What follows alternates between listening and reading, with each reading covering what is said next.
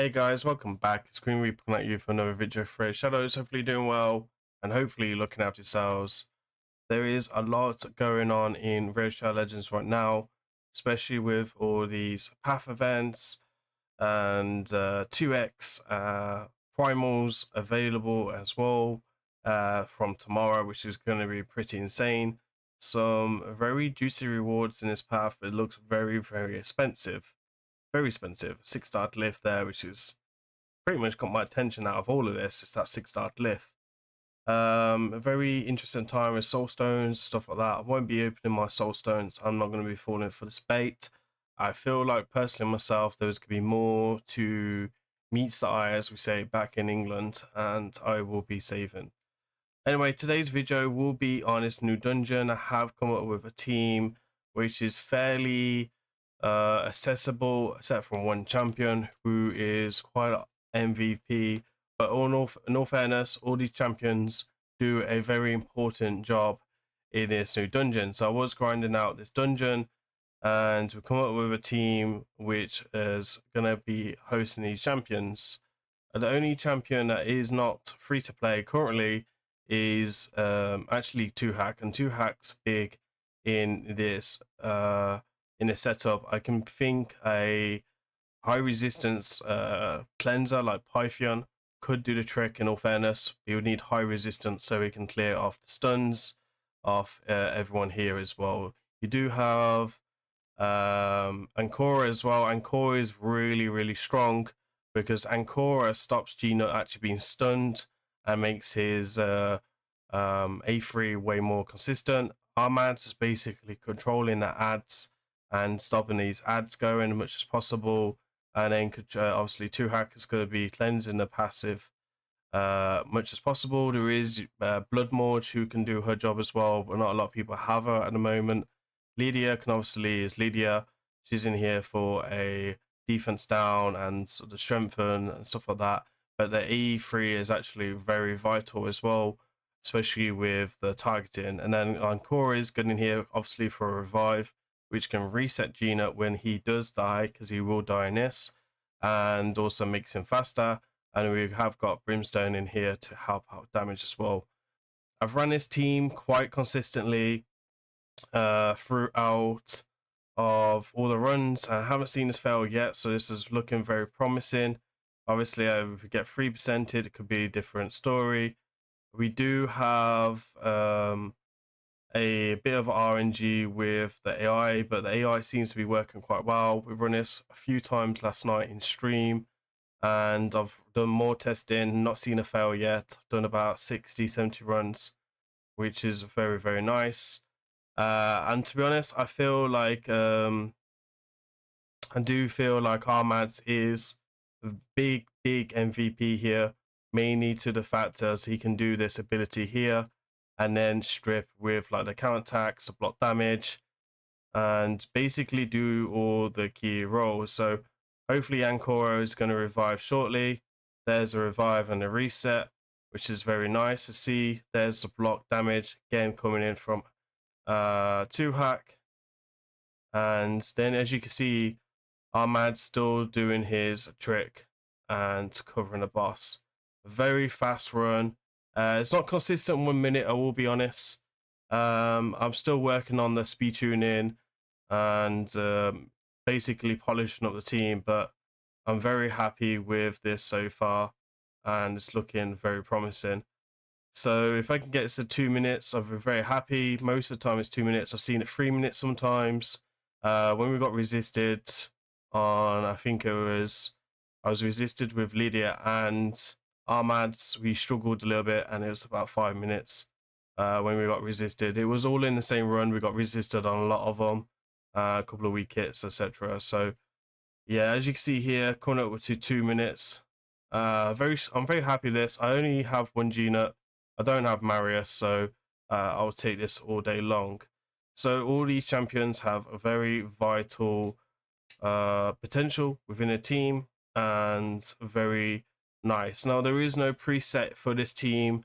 It's just in there, raw dogging it and doing its thing. So that's the beautiful bit. There's no preset at the moment.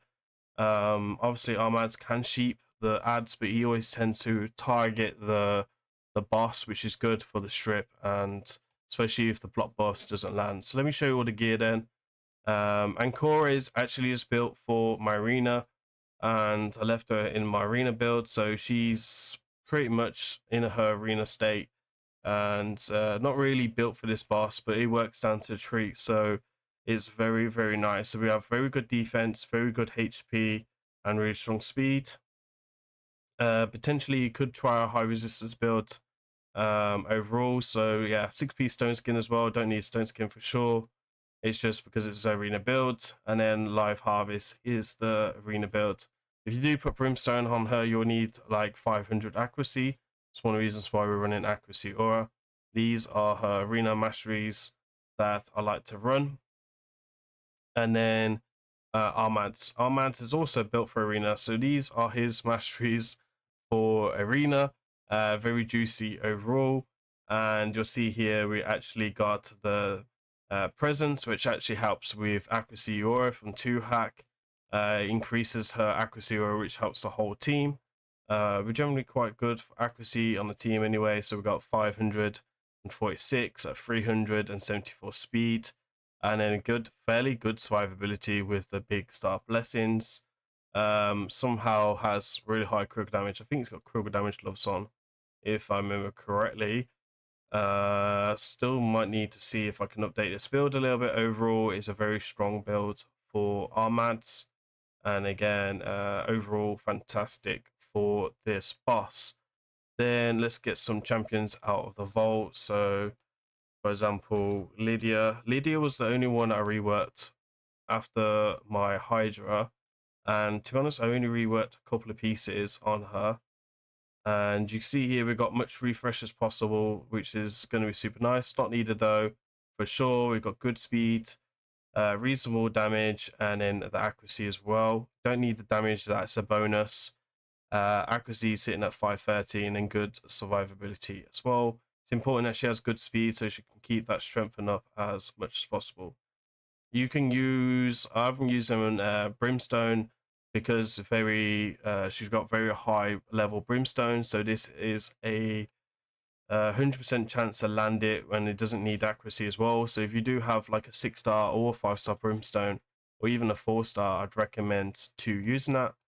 It does hurt me a little bit for Hydra where I use her, because I know I have a Crushing Ram, so it will be interesting to see it next week with this.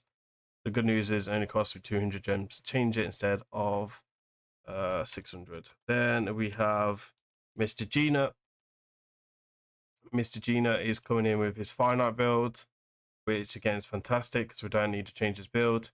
Doesn't require accuracy for this boss, you just want him to hit hard as possible. So potentially you can change it to make him hit hard. I know I've seen a lot of people run 3 G-nuts, 2 G-nuts, all these insane teams, which unfortunately I don't have access to at the moment. It probably will change in the future because I most likely will get dupes once I start pulling the shards once again. Phantom Touch, the blessing. Again, for Finite, there is definitely better blessings, like Soul Reap would probably be better for him, and other versions of Brimstone as well, if you've got a spare G-nut. And then the last champion was who was the last champion? 2-hack, right? 2-hack was the last champion. So again, very similar to a Hydra build that you guys will see. I did build more accuracy this time. She's coming in at 429. I think minimum accuracy was around about 450, but I did see it be resisted a few times. And then since I've changed the aura, I've not had that problem overall. Again, really good speed. And I do kind of feel like the speed up is really needed against his boss, or increased speed champion, because he can like 1-to-1 you very quickly, even with speeds like me. Like I'm only being able to overlap him now because our man stealing so much turn meter from the ads. Good defense, good HP as well. Overall, very solid. She did lose 9-piece protection, which would help us a little bit against like some of the strip and stuff like that. But again, Brimstone, the way to go for the blessing. It's only level 1 blessing for Brimstone. That's why I changed it for Lydia to make it more consistent. And I was kind of thinking it'd make it faster, but it didn't actually change with time, because the fastest time was with Cushion Rem, which was because I got the resets on Geno, so we got really, really lucky there. So I will be bringing some more teams across with against this new Asgard, which is what we call in this faction Asgard right now.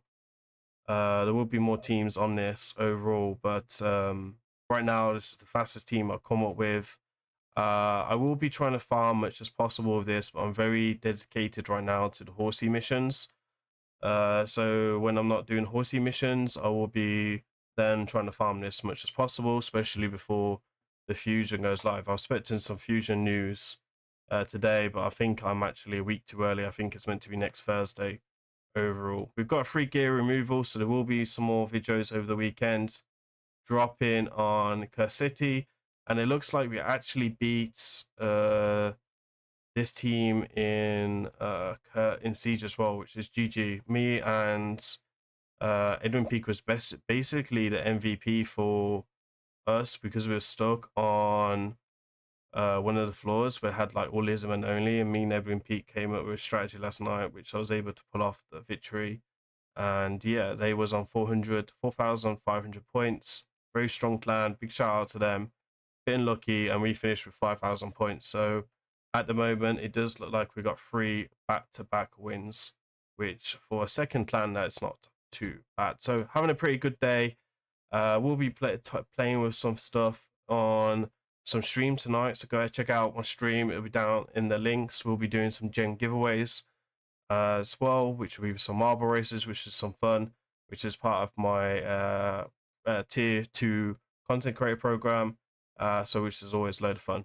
Anyway, that's it from me today. We'll have a load of videos coming over the weekends, so go ahead, check that out, hit that notification bell, and I really, really appreciate it if you can hit that subscribe. I've been Grimreaper. I'll see you on the next one. Peace.